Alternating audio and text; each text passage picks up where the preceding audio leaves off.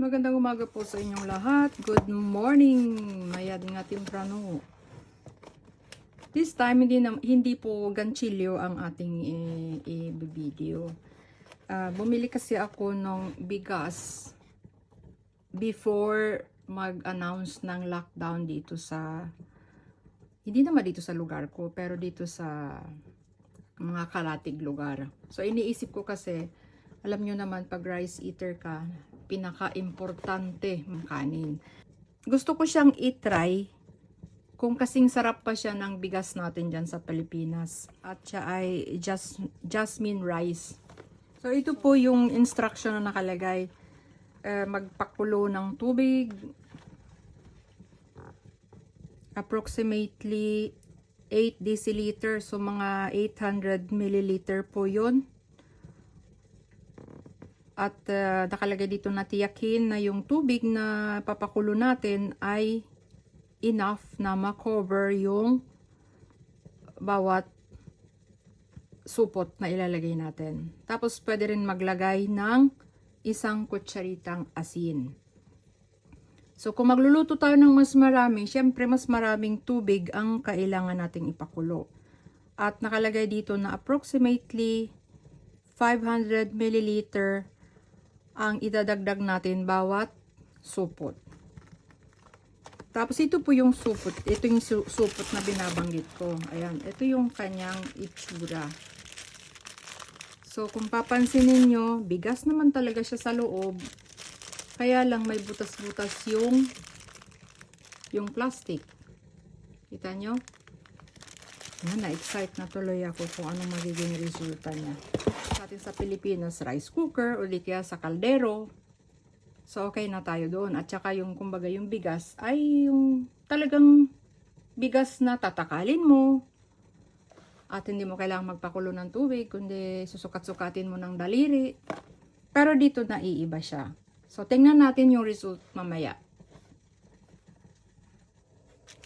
Ang nakalagay po dito sa box, lulutuin siya ng 13 minutes. Ilagay na natin doon sa kumukulong tubig.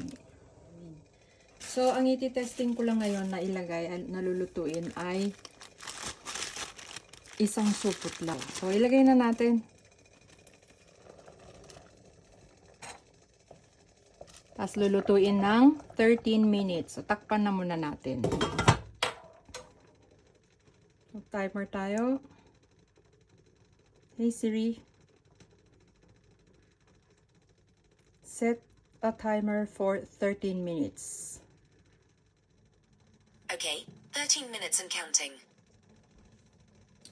Okay, balikan po natin kapag nakaabot na tayo ng 13 minutes. Yeah, tingnan natin kung kumusta. Amoy bigas. Parang Pinas lang yung amoy. So, kunin natin ng tinidor daw. Kasi patutuluin daw natin yung tubig niya. Ayan siya. Tulo na tulo.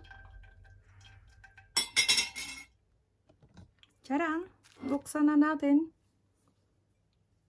Parang nakakatakot kainin.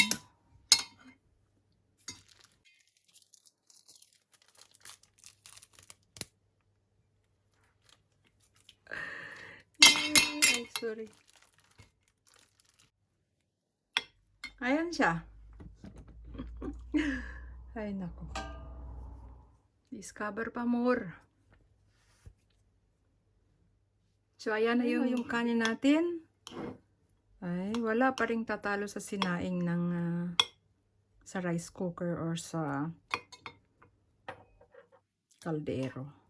Pero okay naman siya. At alam ko na kung anong masarap na partner niyan.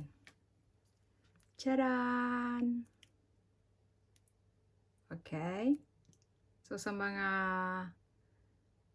batang 80s, 70s, ako, mukhang kilala nyo to. Teka lang, tikman ko muna kung anong lasa niya.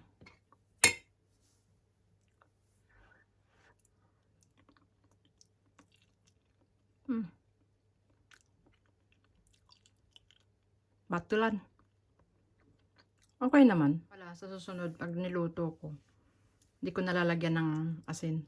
Yan. So, ngayon, alam nyo na may kakaibang paraan ng pagluto ng kanin. Diba? Astig. Pero wala pa rin tatalo sa kanin ng Pilipinas. 100% sure ako dyan. Salamat! Bye-bye! Kain muna ako. Kanin plus condensed milk. Sabor.